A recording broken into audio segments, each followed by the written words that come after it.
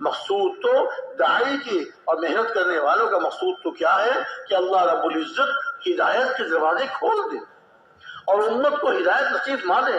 ہدایت اللہ کی طرف سے آتی ہے، ہدایت اللہ کی طرف سے آتی ہے۔ ارشاد فرما دیا انک لا تہدی من احببت ولکن اللہ یہدی من یشاء، یقیناً آپ جس کو ہدایت دے چاہے آپ ہدایت نہیں دیتے، ہدایت تو لیکن اللہ تعالیٰ جس کو چاہتے ہیں ہدایت دیتے ہیں، ہدایت اللہ کی طرف سے عطا ہوتی ہے۔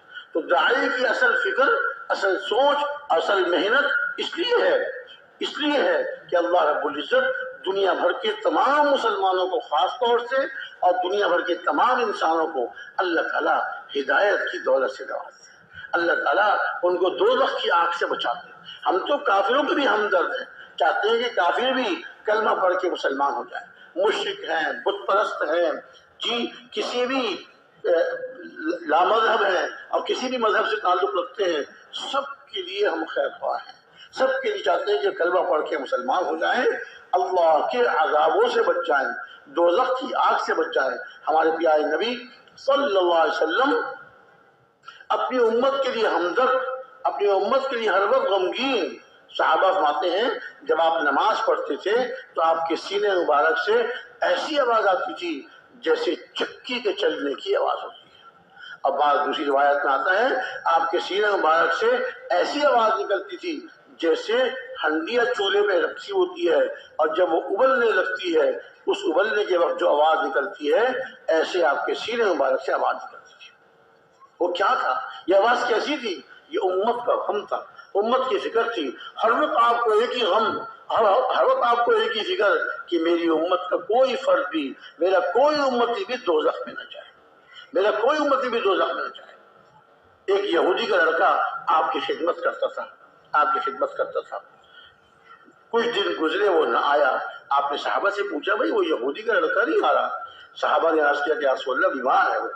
آپ نے ارشاد کیا اچھا آپ کو یہ فکر ہوئی ہے تو یہودی کا لڑکا، کہیں ایسا نہ ہو کہ وہ اسی حال میں دنیا سے چلا جائے۔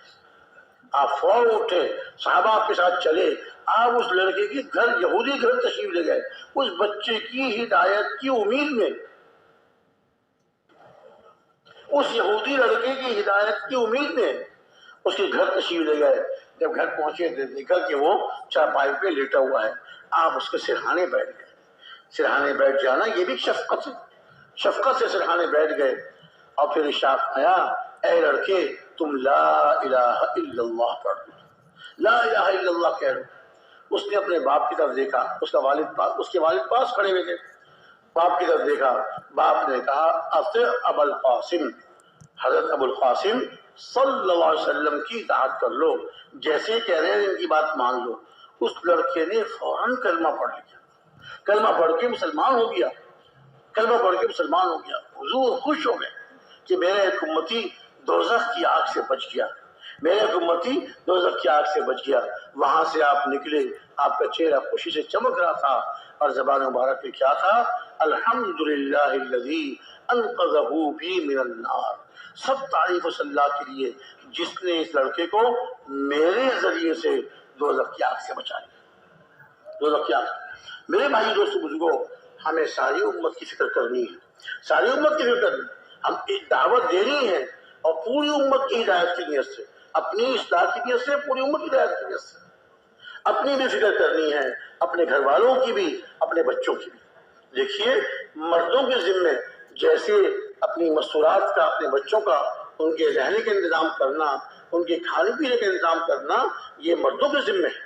جسے کہتے ہیں آج کل نان نفقہ سکنا، نان نفقہ کھانا پینا، اور سکنا جو ہے وہ رہنے کی جگہ، یہ مردوں کے ذمے ہے۔